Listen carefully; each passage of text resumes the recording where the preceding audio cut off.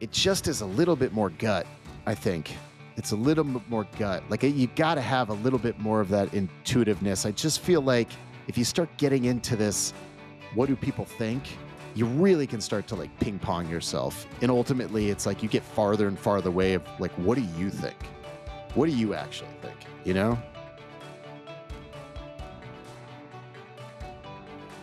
Today's guest is my friend Ty Lifeset, a dad, founder, and screenwriter whose creative momentum never needed permission. After Ritual, his direct-to-consumer startup, which entailed him packing orders at 1 a.m. with a baby in tow, collapsed under pressure, he turned that failure into fuel. We talk about his leap into screenwriting, why creative projects should haunt you, and how fulfillment, not just scale, can justify a business. From city council speeches to serendipitous CAA meetings, Ty built a career by chasing what energizes him, even when it didn't make sense on paper. I especially loved his take on how discomfort keeps him sharp, and how launching a decentralized consultancy and pop culture podcast gave him joy when traditional winds fell flat. His story is about trusting your instinct, redefining success, and following the signal when no one else hears it. Let's start the show. Ty, welcome. Thank you for coming on. I'm so excited, man. It's been a long time. Happy to be here. Yeah, it has been a very long time, and I'm excited for this. Okay, well, it's a joy to have a fellow podcaster. It's weird to be labeled that and to acquiesce into that identity personally. But as you could tell by any listener, he's got a killer mic and his voice sounds sexier than I remember it, to be honest.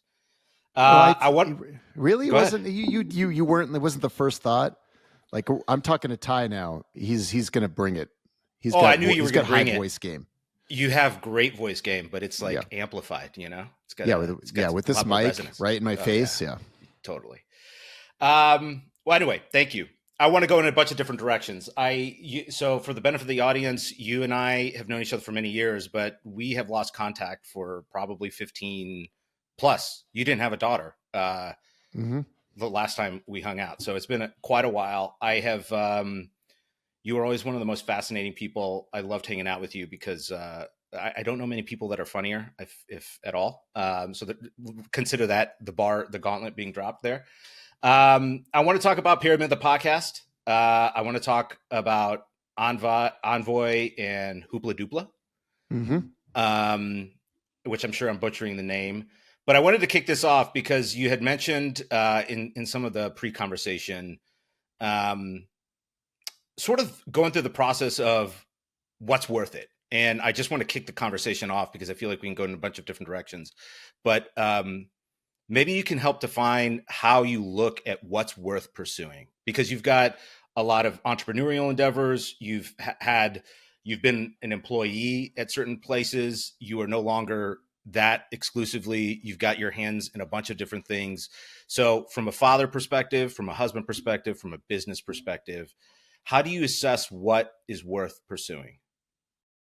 So we're going to start with a small question, Marcus, yes, right away. The small one, the real nuanced, detailed one. So you look, everybody knows this over time, where I think in our business pursuits and ventures, worth becomes very much financial. And, as you start to move from business to business, you elevate in your career, you're sort of looking at where is going to be the opportunities that are going to lead to the most financial success. And I get this question a lot from people where they're asking me, hey, I've been doing this thing for quite some time. Could be a blog, could be a podcast, could even be just like a small, e-commerce venture project. Maybe they have a partner, old friend of theirs, family member, whoever it is. And they're like, look, how do you know when to stop? Like, it's the business isn't necessarily growing at the scale we wanted it to, maybe not at the speed we wanted it to. But how do you know when to stop? And I think at that point, you need to ask yourself, well, what are you getting out of it? Are you able to connect more closely with this friend that maybe you wouldn't have otherwise done that? Marcus, you just said in this intro that we haven't spoken in years, yet when you and I were together, we had fun, good energy, good jokes. You and I would have probably loved to have some venture over the last 15 years where you and I saw more of each other. And so for me, that becomes value. That becomes the worth, where you get to have that FaceTime, those meaningful moments, because, you know, I think probably a lot of people don't recognize their energy and how they feel and their perspective after having those interactions with people. Like when you and I are making something, we're producing something like this podcast right here, we're going to walk out of this thing. We're going to feel energized. We're going to feel great. We're going to feel good that we reconnected. We're going to be happy. We're going to be full of insight, full of new learnings. And I think that's a really important thing. And so, you know, as part of being both what I would say on the steady lane of growing an advertising career, but then also being a serial entrepreneur, not all of those ventures led somewhere where there was like massive financial gain, but they all led somewhere where there was like really incredible moments in the journey that we were having. And so I think that's just a perspective that people have to have. And that I think will get to what is worth it, because then you're looking back and saying what was gained. So there's a lot that you provided there, and I really appreciate how in depth that is. Let me just address one thing, which is because you're a creative, right? And you do creative stuff with people you like doing creative stuff with. I'm curious how you approach that from, I mean, any venture is going to be creative to some degree. But there might be more, let's say for this podcast, for example, I'm doing it. I'm not monetizing it. I'm not sure if you're monetizing your podcast. But there's a scratching of the itch. There's something that you're walking away from. All of the things that you said about the value, the energy, the perspective, the learning, momentum, all of that stuff, I think is really valuable. How do you reconcile that where, to the extent that it's worth bringing up now, but, in some of your ventures the startups, the entrepreneurial ventures where there's actual capital being deployed, have you taken on investor money? How do you reconcile working with people you do like, or how might you respond to people who say, I don't like doing business with friends or family?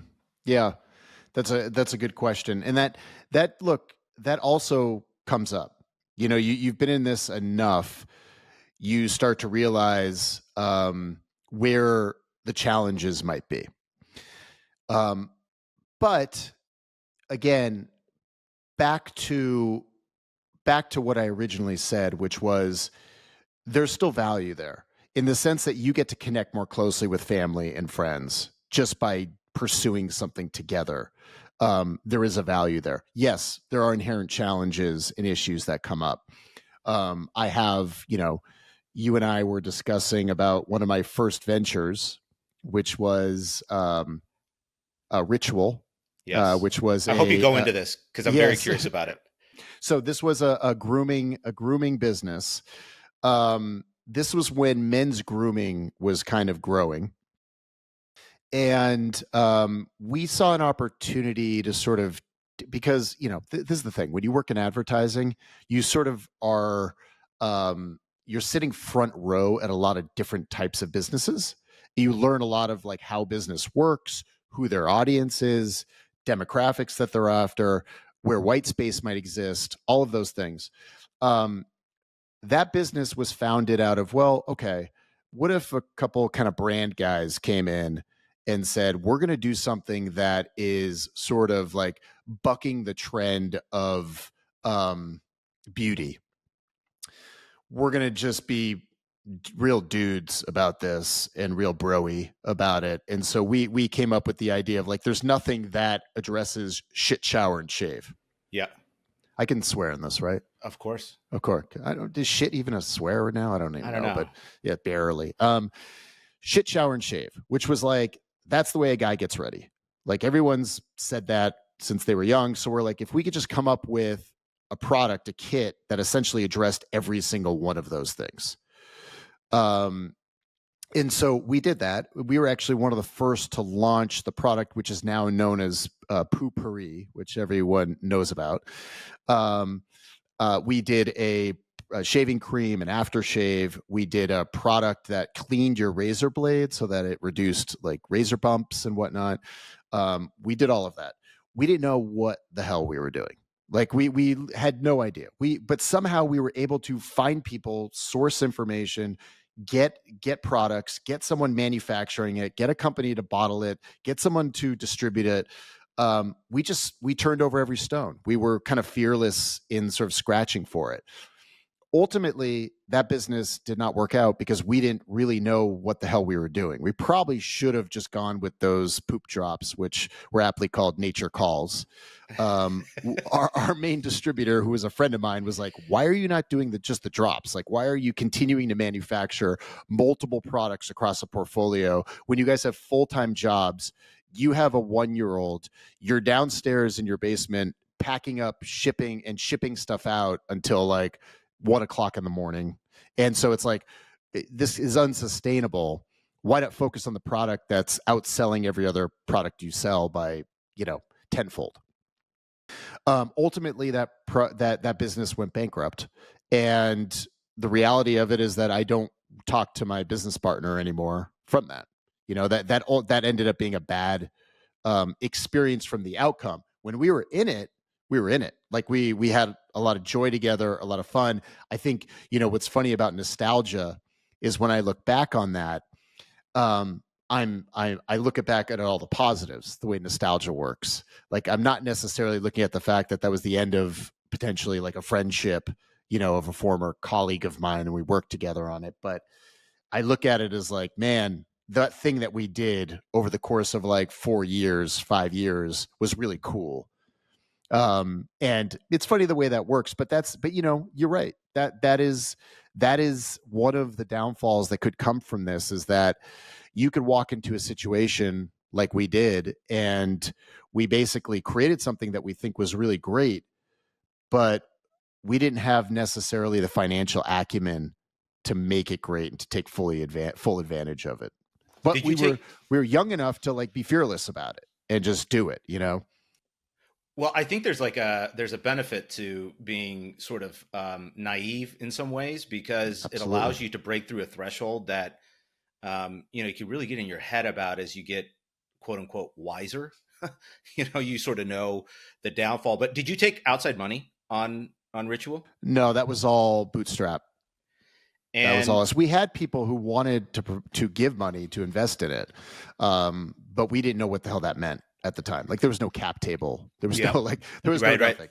It was not built to be like a proper business. It was built to be like a fly by the seat of your pants e-com type business. Yeah, and this was before e-commerce was what it is now. Yeah, e-commerce was just beginning, and I'll never forget, we were one of the first people who created a Flash website, if you remember way back when, and we had commerce as part of it. And everybody was like, you're an idiot, because at that point, Google was not, their little spiders were not going into Flash.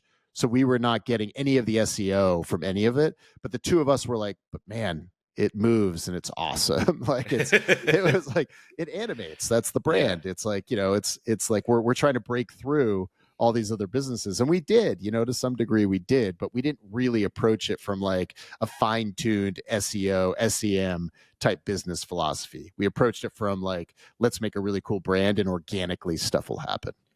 What do you take away from that partnership experience? I mean, how do you look at future partners? And I'm not trying to dig up, negative dirt. I'm just curious, when you look back on that, there are obviously lessons learned. Sometimes, part of the reality of the world is relationships they take their course, and sometimes that just is part of it. I think that's part of business and maturation of just an adult human as well. But do you look at it differently now? Would you give yourself advice back then to do something from a different perspective? Yeah, it's kind of funny. The holes in the partnership were obvious. We were two creative-minded individuals coming from relatively the same world, the same kind of career path. and we worked really well together because we were collaborative in other creative uh, campaigns and whatnot with clients. But obviously, that left holes. There were holes. There were holes on the business side. There were holes on the financial side. Um, and over time, I think the learning is like anything, is to make the team as diverse as possible. And what ultimately ends up happening, and I have some friends that are really, really great at this, is almost everybody wears a lot of hats. Like and that's what you find. Like, this guy may know everything there is about setting up the financial aspects of a business, but he also has a creative gene, or she also has a creative gene, and she wants to also participate in, like, what's going to be the name of this new product, and if we create a video, what is that video saying? Like, and so I think it's just building out more diverse teams and not being afraid to split the pie even more. Because at the time, you're sitting there being like, all right, this is a solo venture, or this is a 2-person venture. But specifically in realms where you don't know a ton about it, you have to diversify the team, and you have to be unafraid of just splitting up that pie. Yeah. How do you? Annie Dukes, who's a professional poker player, wrote a book called Thinking in Bets, and one thing she highlights is that great poker players aren't necessarily better; they just make fewer mistakes and they fold quicker. How do you view when something might not be? Do you think ritual went on too long, or do you think it took its natural life and fell when it did? How do you take those lessons and apply that in your other entrepreneurial endeavors? Well, I think that, like any entrepreneur, I am very optimistic about Yeah. things. So all my initial answer would always be that it didn't go on long enough. Mm-hmm. And had we stayed around another 6 months, Bloomingdale's would have picked us up. It's like, it's just kind of how that goes. And so, I do think that, like with anything, um, luck is made through hard work, but you got to take a lot of cracks at it. You don't know when that next call, that next email, that next whatever DM, whatever it is, that's going to ultimately open up another door that you're going to walk through. And so, my learning would be like, keep it around as long as it possibly can, as long as you truly believe. I think the second you stop believing and you stop getting the value out of it that we discussed earlier, you're not enjoying this anymore. It's just a weight on your shoulders. Um, then that's where you sort of have to, if it's literally changing like your disposition about the business, then I think that's the point where you have to ask yourself, is it time to get off? I feel like it's really sage advice. I sort of wonder. I can't help but think, as because you're a creative, as and you're a writer, right? We want to talk about your screenwriting and sort of how you got down that path. But through the act of writing, from my experience, this is something like, I was talking to my dad about quite a bit of how it sort of exposes more of who you are. You really don't know how you think until you actually start putting things on paper and having to organize your thoughts in some way. I'm not by trade anything creative. I have written creatively in the past. I'm curious if you feel that that has allowed you to identify what triggers you better. What is, and here's where I'm going with this, because I sometimes wonder, as a serial entrepreneur, you get into it, and like in anything, you want to start getting into shape, and you've never lifted weights. The first 2 weeks are going to suck. It's just brutal until you start sort of getting momentum, and you got to fight through a certain tranche before things get better. How do you Yep. ascribe, what is scratching your itch, and when you become delusional or you start being influenced by hubris? You know where I'm going with this. Yeah. I mean, I think so. Um, do you mean like when do you commit? When do you find the Well, lane to pursue and you how do you pursue it? yeah, how do you identify what your voice is, what is actually working, what you feel good about doing? It's worth pursuing without, how do you defend against the blinders that you can be so consumed in something that you just want to see it through? And maybe I'm just asking from my own perspective, because there are things that I've done where I sometimes question, and this podcast is a perfect example. It's like, what are you getting out of it? The number of people I told that I was going to start this podcast and what, the idea was about, is like the number of blank stares I got was overwhelming. And if you don't have conviction about it, especially, I think there's probably benefit to having like a partner in there. And this is, having guests is a little bit of a partnership on an ongoing basis. But when people sort of doubt you, you really need to hold your ground and really have that conviction to go forward. Even now, however many episodes in I do struggle with like, oh my God, is this worth it? The effort required to do it. And then I have these conversations where I'm like, man, that was amazing. Mm-hmm. That was fucking amazing. I love these conversations. And so you get this little nugget of, okay, you're on the right path. You're doing the right thing. You're learning something. You're being put in touch with the right people. But there is some perseverance and blind faith that I think is required. And Yeah, absolutely. I'm actually probably, to my detriment, completely unaware of what people think a lot of the time. Like I'm not really concerned about it. Everything from like what I'm wearing to like ideas I come up with to what I'm pursuing. It really comes, and as a writer, I'm glad you started there, because I always have a litmus test for my writing, and my test is, does it haunt me? Does it actually haunt me? Does it stay with me? Is it something I'm thinking about randomly throughout the day? Like, did I just read a story, in a newspaper where I'm like, whoa, that would be really interesting to interject into this idea that I thought of 6 months ago that I have not yet pursued. If it starts to become part of like my lexicon, then we're starting to get somewhere of where, if it makes sense to go and pursue it. And so, like, for instance, with the writing career, I was in LA. It's very funny. I was in LA for a long time. I wrote a screenplay just because I was like, I think I'm in LA. I'm a writer. I have to write a screenplay. I have no choice. So I wrote this screenplay, complete historical fiction. I start to, because I am me, I fearlessly like go out and just start telling people to read it. I'm talking to other writers who are like, look, I I can't let you read this thing yet. Like, it's just not ready. And I'm like, I don't give a shit. Like, just read this thing. I think it's good. And so like, I have a feeling you're going to think it's good. Um, it's ready when off the top of the dome, in my mind, it's ready. And so I, I start just having conversations, getting it out there. I end up securing managers out of it.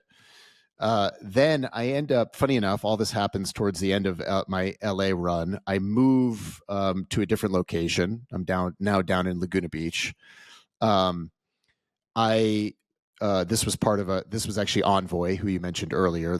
I joined as a partner, a venture like employee 10, and that thing started growing like a rocket ship. I mean, literally, like, within a year we were up to 75 people, bigger office, the whole thing. And we can talk more about that. But about a year and a half into that, I was like, now that like my brain has been so focused on business and growing the team, hiring, bringing in new business clients, that I'm like, um, I, I'm just like, I should probably start to scratch a little bit more of the creative writing side.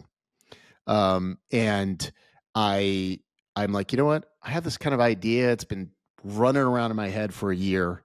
Um, Another historical fictional idea. This one maybe more like better for like a TV type property. I write the pilot script. Again, I read this thing and I'm like, I think this thing is good. I have no idea. I'm in a bubble. Like, I don't pay attention to a lot of stuff. I send it out to a couple people I know who are writers. They're like, this is really good. I send it, my managers, they look at it. They're like, we're handing it to a producer. Producer's like, I'm handing it to an agent at CAA. And next thing you know, in 5 days, I'm in the CA offices meeting with the agent. And he's like, who are you? What's your background? Where did you come from? And I'm like, look, I'm just an ad guy who lives, down in Laguna Beach. And, I like to write.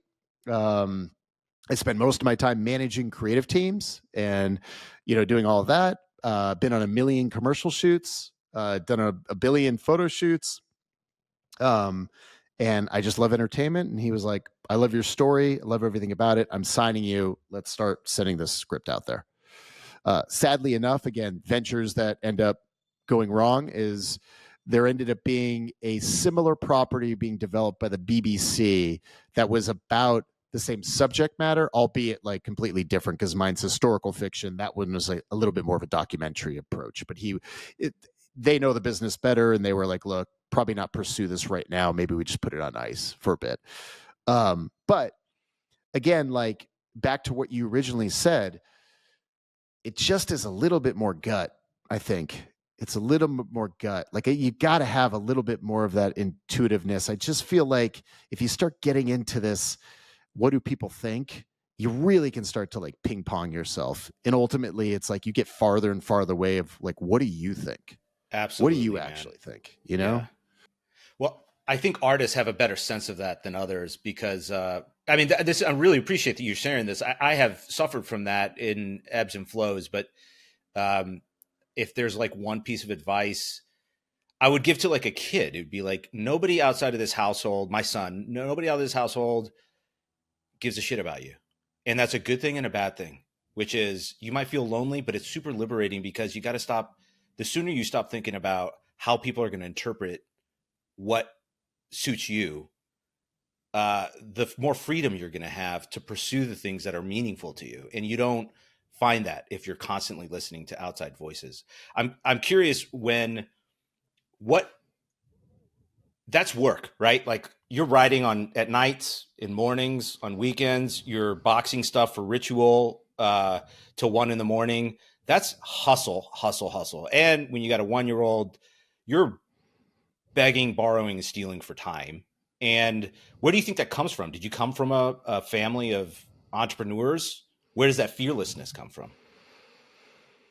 I don't come from well, I guess that's incorrect. My dad was one of the first people to break off on his own and become an independent record producer. Record promoter. And so he certainly had that entrepreneurial spirit. But my parents were divorced, so I wasn't with him a ton of the time. But maybe that kind of like those genes got into me. I don't know. It might be like a little bit of like ADD brain. I like doing a lot of things. I like always just feeling productive in whatever I'm doing. So whether that is writing or doing some sort of side venture or growing the business I'm in, whatever that may be, I just always like to do that. I also like, this is kind of weird. I don't really know how to frame this. I like putting myself into weird situations. I don't know. I can't explain it. I like to be uncomfortable. I don't know what it is. Like I just was at a city council meeting and they were talking about some issues facing the town and people were getting up and talking a lot of like bullshitting. But I was like, you know what, man? I'm just sitting there. I just want to listen in. I'm like, I'm going to go up there and I'm just going to say something because I just want to see how they're going to react to it. I want to see how the people around me are going to react to it. Yeah. And I just feel like that. Like I want to put someone on the phone. I want to put them on the spot. I want to write them an email they have to respond to.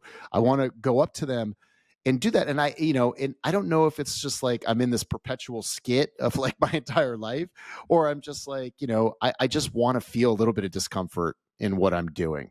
And so I don't know. I guess it's just it's very human to me, but I don't know if it necessarily resonates with everybody. What did you say at the city council meeting? It's funny. I got up. So we have a lot of Southern California businesses, actually a lot of California businesses. And I don't want to just pick on California. So a lot of businesses all over the world right now, there's a lot of empty storefronts. And there's a lot of different reasons for that. But we're having an issue here in Laguna Beach where you may have read about in the LA Times where people are just trashing the beaches. They're leaving all their crap everywhere. there's been a little bit more crime in town. And so I just invoked the old, New York City, point of view, where it's the broken windows theory, where essentially it's like, if you have nothing, if you have broken windows and graffiti on walls and no businesses there, you've basically, unknowingly created a psychology of the wild, wild west. And so what I was saying to Laguna was, I was like, look, guys, you have a lot of empty um, businesses, and those might be contributing. Just the idea that there's empty businesses might be contributing to more people feeling like they can just litter whenever they want to. So you need to do something to fill those businesses, either with real businesses or pop-up businesses or whatever they are, so that the place looks like an organized municipal that is actually in control of everything, and then people would be less likely to break the rules. I think I got like light applause, I was going to say, did maybe. everybody erupt? And yeah, That's what I was. I I'll was choose looking to for believe that. that. I wanted to be carried out of the city council meeting. It didn't. It didn't happen though. Let's transition to Envoy. How did that happen? Growing from 10 to 75 within a year is pretty staggering. That seems like you're drinking out of a fire hose. How did all that take place, and what are you bringing to the table from that experience? That was kind of one of the early. Let's get a four-headed monster in here and see. So let's add more people to the equation and see what you can actually do. Um, this was brought on because this was part of the leaving of LA and going down to Laguna Beach. My wife and I were looking for a new home, and I drove down multiple times, met with these three founders, really bright guys, and wanting to do very interesting things. And this is really early in the advertising, where advertising was starting to evolve into being a digital solutions partner for clients. What happened for a long time was clients were like, all right, hey, make a commercial, make a print ad. Oh, wait, what's this website thing over here? What are these digital banners? What's this app? And they just kind of started knocking on the door of, we don't have the IT team to basically build that. Can you guys help us with that? And that's when advertising agencies were like, oh, the opportunistic ones were like, yeah, what can we do here? What was interesting with this group was that the agency didn't have to pivot. It was born out of that. It was basically like, how do we combine the sort of traditional agency brand point of view with the real sort of digital modern tool driven organization? And I heard that pitch and I said, that's where it's all going. And I said, I'd love to join up. And they were kind of more from that world. And they wanted someone who was a little bit more from like traditional advertising world, who could go in there and speak, because it's all the same. It's all these, while they wanted to do those things, it's the same CMOs. So who's the person who can go in there and talk to those CMOs in the way an agency talks to them? And that was This the is part more that of I an filled. innovation approach. I very much so, very much so. Yeah. And that was in the normal startup success type stories where, ping pong tables that were for fun suddenly became desks, needing more office space, breaking a hole in the wall, and so that we could use the neighbors' offices as well for stuff. Moving across the street where there was like formerly a dental office, and completely remake that space into an ad agency. I have to call it an ad agency. I don't really know what to call it anymore. Some people just say agency now because it's like, we do everything. But yeah, we were able to secure some big clients: Vizio, Arlo, Hyundai, just by the nature of how we sounded and what we did. And I think what was really interesting, the learning from that, we won. Vizio was the first big client we won.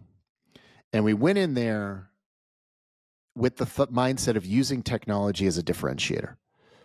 And we basically created a product for them without them knowing, which was, now this is kind of done over and over again, but we created an app that allowed you to visualize what a TV would look like on your wall prior to buying it. And we walked into the room and we pitched them the whole business. We pitched why we should take over their entire website and e-commerce platform. And then we said, oh, by the way, we did this for you too. And ended up being great timing because the CMO was also sort of the CTO.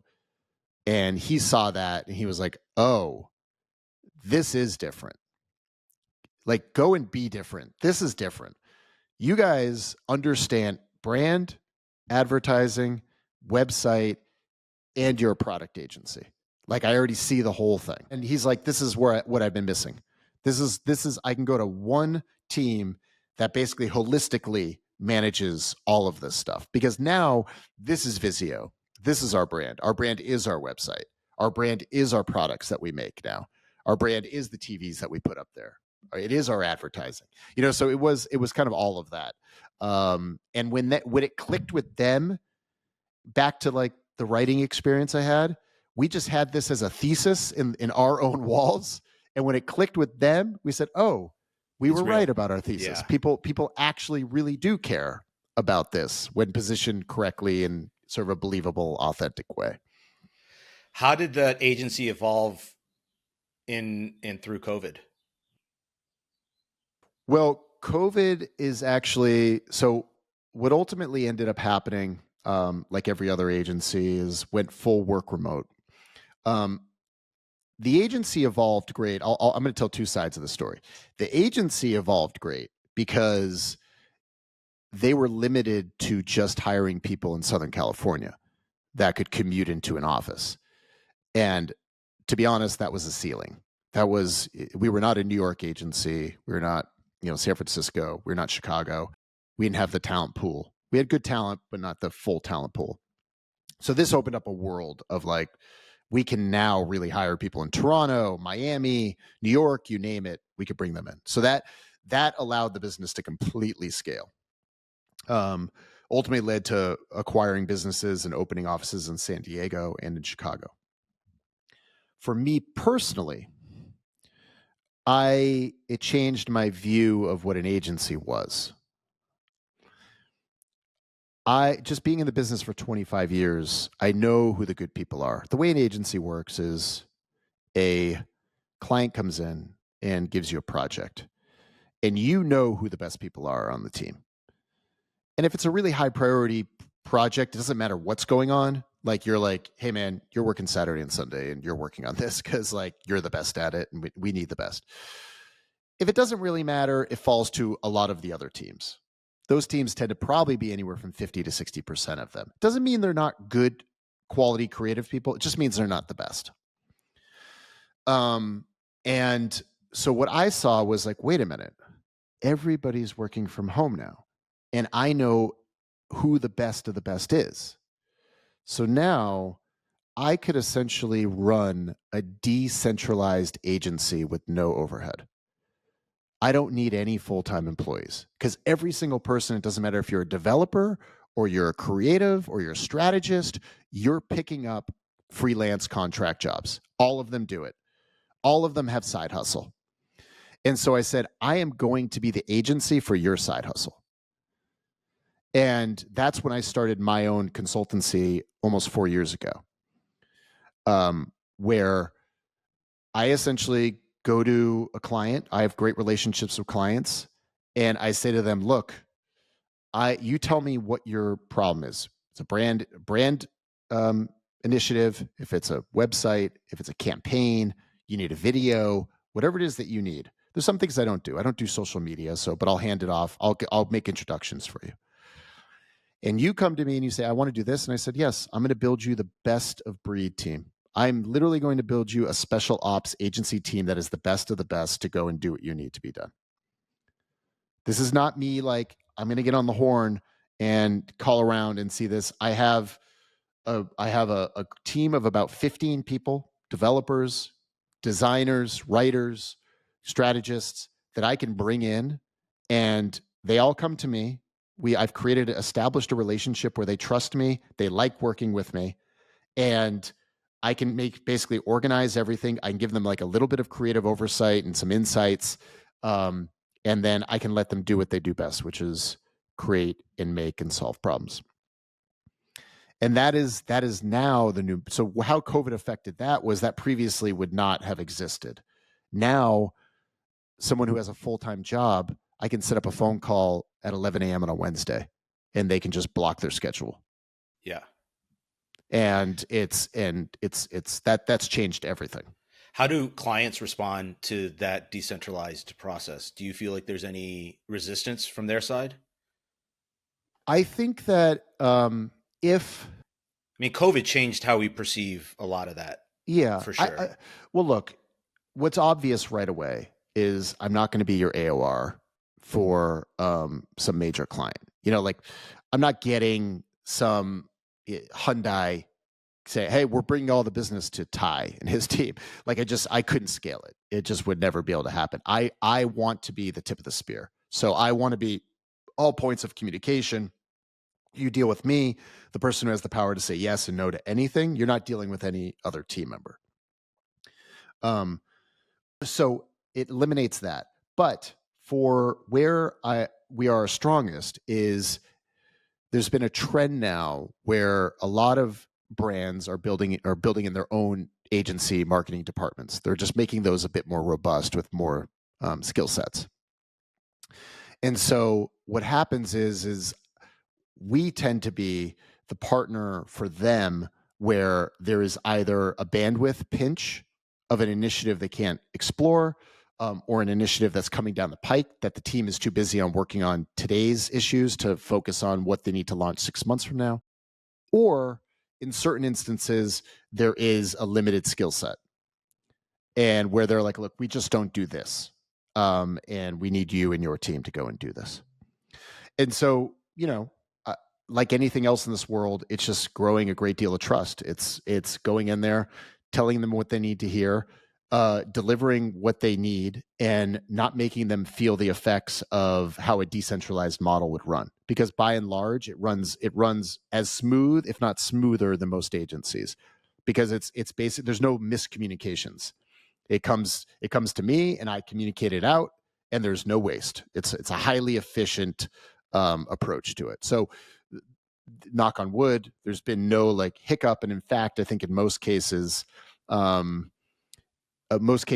think the brands themselves, the companies themselves, feel like they're getting serviced at a higher level. That's super fascinating. I want to ask a bunch of questions, but I know we're coming up on time, so I want to make sure we can talk about Pyramid the podcast a little bit. Yeah. How did that come about? What are you taking from it? What are you learning from it? How much prep goes into it? And for the benefit of the audience, why don't maybe you just describe what the show layout is? Yeah, absolutely. So, it starts with I'll do sort of the origin story of it first, which is actually perfectly circles back to what's worth it. Close friend of mine lives in Seattle. He's looking for a creative endeavor to do. Worked at Amazon for a long time. Comes from sort of the audio visual world. Very talented, kind of on-air personality. And he came to me and he said, look, I want a creative venture thing to do. What can we do? And I said, well, there's this podcasting thing that like everyone's jumping into. Yeah. And we both have pretty good personalities, and maybe we could just record something together.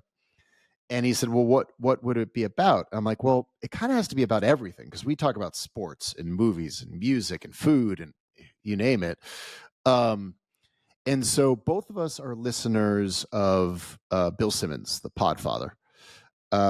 And Bill Simmons wrote a book of basketball, but prior to him even doing that, he had this idea that it actually was a friend of his.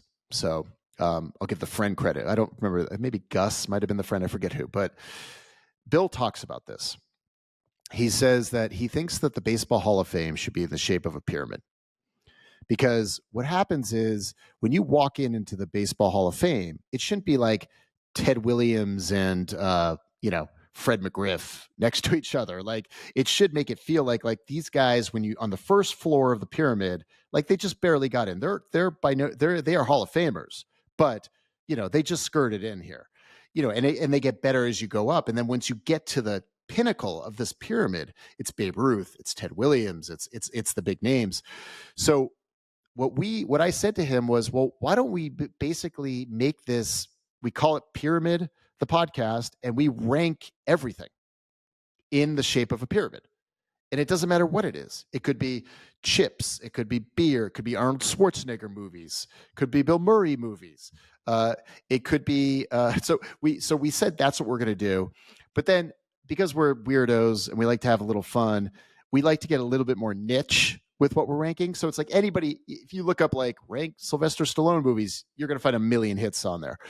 So we came up with ideas of, all right, what if we ranked the best and the bands? What's an and the band? Well, it's Bruce Springsteen and the E Street Band. It's Tom Petty and the Heartbreakers. So like all those and the bands, and we'll rank all those. And then we had songs that we called, actually, we're just about to launch soon, dude tunes. So that's any song that has a guy's name in it.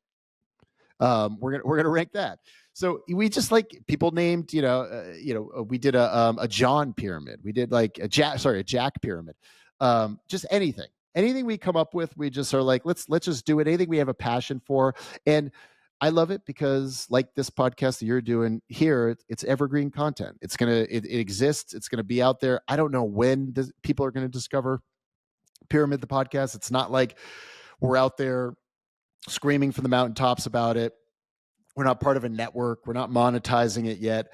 So the value right now is that me and my buddy Adam get to hang out, for a couple hours every couple weeks and tell jokes and laugh and catch up and talk about the same shit we would talk about if we were sitting in a pool in Palm Springs. That's the reality. Well, what I love about it is that it does feel a little bit like a fly on the wall with a couple of buddies, which is a lot of fun to be a part of, even though you can't see us or hear us. We're listening. Yeah. Where do you think you want to go with it? Are you just seeing where it goes? Do you have an end date? Do you have, I asked this for information for myself too, as I contemplate what's going on here. How do you view that?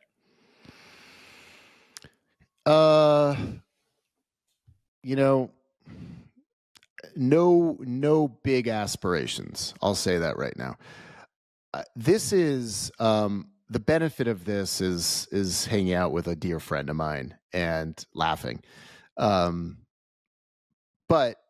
look, whenever you're creating anything and you're putting it out to the world, it's not like we're recording it for the two of us and then we just listen to it together. We put it on Spotify, we put it on Apple Podcasts, we tell friends about it.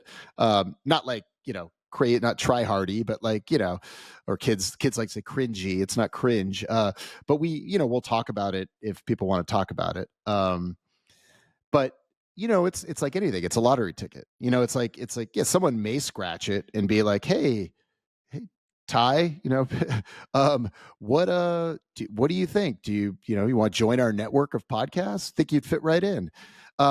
We get a lot of requests, from other podcasts. They maybe want one of us to jump in to their podcast. They want to come in and do ours, maybe do a ranking of something they're interested in. We haven't pursued that yet. I think at some point we might do that. But, right now we're just kind of like feeling it out, seeing what it is. I think we're still continuing to kind of refine it and shape it. And we're getting joy from that. Like we're getting joy from just that creative process.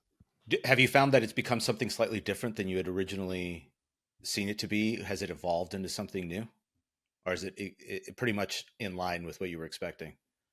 What I think it is it's an ignition switch. It's like I've come out of there feeling great. Like I feel like a high level of energy. And I was not really fully expecting that. I was expecting like, we're just going to hop onto Riverside here and we're going to just tell a few jokes. And then I'm going to walk off and I'm going to go be on with my day and get on some client calls and whatever I need to do. On days we record or drop the podcast, I do have a little extra pep in my step. I'm not going to lie. Yeah. It's a feel good experience. Have you been surprised by any responses from people you do or don't know, Yeah, or didn't absolutely. expect? Oh, I get we get weird. Like we just get like some like sometimes you have like these friends and like a wife will be like, yeah, we were on a road trip and like I wanted to throw it on and listen to the Arnold Schwarzenegger one or something Yeah, like yeah. that. And it's just like, wait a minute, you're in the car with our buddy and your two kids, and you guys are listening to us talk about Yeah, Arnold yeah, Schwarzenegger. yeah. It's just like it's surreal in a lot of ways. But yeah, we have a lot of those. A lot of people come up to us and tell us that. I don't know. I think that my sense, I could be wrong. Again, like I'm not the greatest at being, like my wife would say this, I'm not the greatest of picking up like what people really feel and think. but but my sense is that I think they really like it. Like they're not just listening it to help us. Like they're not like it's not like putting money in our pocket or anything. It's like I think they genuinely like listening to us. And my guess is like in the same way that the same reasons we record the podcast to have the opportunity to spend some time together, in a way, like they get a little bit of time with us when they listen to us, like, oh, this is like hanging. This is like if Ty was in this car with us right now driving. And that's kind of like, I find that it's why I think podcast is really hard to break into right now anyways, because I have my like, I have Bill Simmons, I have Ryan Russillo, I have my guys that like I listen to, and like they're my buddies now. Like they don't like know me, but like it's just like I want to hear their perspective on things. If there's nothing to even talk about, I just want to kind of hang out with them. And so I think it's a hard to crack in to that Yeah, space, because like you almost have to, like, there's only so many hours in the day, totally. and unless you're listening at 5x speed, like we're all a bunch of chipmunks, that I don't know how you're consuming it all. um, I want to. We need to start wrapping this up, but any of the startups you've been involved with that stand out as really pivotal components to your development, things you go back to? I mean, all of them have delivered something. Yeah. I mean, I think Envoy was the longest in duration and then also the most rewarding. And so I pull a lot from that experience. I also, that's a lot of like the people I'm still in touch with and my network of people. Um, yeah, I'm trying to think. I don't, there's not like a specific one. Um, I think that, this is going to sound a little cliche, but it's a lot of who you were with on the journey, not where the Mm-hmm. journey ultimately led. And that's, I think, what you find over and over again. It's just like anything from the past becomes a memory, and it inherently kind of becomes a good memory. And anything that's coming up in the future is like, oh, awesome, I get to spend more time with this person. And that's always what I'll take with it. How do you reconcile the pressures of some of these ventures with the fun, creative aspect of partnering with these people? Um, you, I don't know. You only live twice, Marcus. That's what it is. You only live twice. I don't know, man. It's just like you're on this go around. Live, like, just Yeah. live a little. Like I don't know. Like it's gonna sound stupid, but some people are gonna be like, really? Like, who's this idiot? But um, like, I don't know, what's the worst thing that's going to happen? Like, I've bankrupted a company. um Maybe at some point in the future I lose an investor money. There's risks that can happen. The ultimate risk is like not spending as much time with the people you love, because you're off doing something that you don't necessarily love doing. Like that to me would be like the real, like, man, I'm not living. So like all the other pressures that are coming from it, the fiscal pressures, um uh, the daily delivery pressures, all of that, that's just that to me, that's life. Like that's just what you do to live. And so like it doesn't really bother me as much. And I guess maybe just because like maybe it's because I've faced some of those issues previously and gotten through it. When you're in it or you're thinking about it might happening, it never feels like you could ever get out of it. Like it could, you would look at it and be like, that would end me. That would destroy me. If I did that deal and it went bad, that would be the end of me. It's not the end of you though. It's really not the end of you. And and nothing is as great as it seems to be on the outside, and nothing is as bad as it seems to be. So it just is like one of those things, like anything else, like it's just another thing you got to deal with, and you just deal with it. So that's it. It's like it's just is you're asking like, how do I balance the kind of the inherent business pressures with like the creative joy. It's all one thing. It's all one thing. It all takes creativity. Like it's like you putting together this podcast, and all the admin, all the emails, all the stuff that you had to do, all the hiring of this, the getting this thing launched, all that stuff. It's like it's all creative. Like you're creatively problem solving constantly. And the hope is that you really love that stuff, and that's the stuff that becomes second nature. And when it's second nature, it doesn't necessarily feel like work anymore. It just feels like something you're really good at. And when you're really good at something, it makes you feel good. Yeah. Wow. This was awesome, man. Thank you so much for coming on. Any closing thoughts or things you think we may have missed? I don't think so, man. I think we covered it all, dude. I feel like you covered my whole life in like, an hour here. I'm done. I'm toast. That's it. I'm retiring. Well, I'm going to walk out from this feeling really excited and juiced. So I really appreciate you coming on, man. It's dude. Like I said, you made my day. You made my day when we spoke, a little over a week ago, and then you made my day today recording this. I'm going to have the pep in my step. My daughter and wife are going to be like, "What got into you? What are you so happy about?" I spoke to Marcus. That's what happened. Oh man. Well, thank you, brother. Yeah, thank you, man. Thanks for listening. For a detailed list of episodes and show notes, visit scalesofsuccesspodcast.com. If you found this conversation engaging, consider signing up for our newsletter, where we go even deeper on a weekly basis, sharing exclusive insights and actionable strategies that can help you in your own journey. We'd also appreciate if you subscribed, rated, or shared today's episode. It helps us to attract more illuminating guests, adding to the list of enlightening conversations we've had with New York Times bestsellers, producers, founders, CEOs, congressmen, and other independent thinkers who are challenging the status quo. You can also follow us for updates, extra content, and more insights from our guests. We hope to have you back again next week for another episode of Scales of Success. Scales of Success is an Edge West Capital production.